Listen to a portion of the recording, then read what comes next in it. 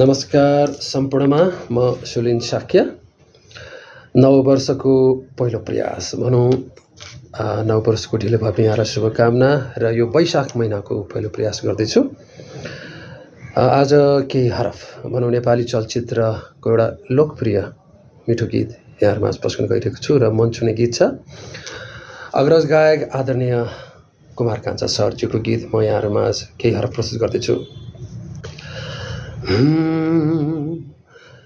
वरदान हो कि श्राप हो, पाप हो या पुण्य हो, या हो अभिशाप कुनै, यो जिन्दगी के हो, यो जिन्दगी के हो।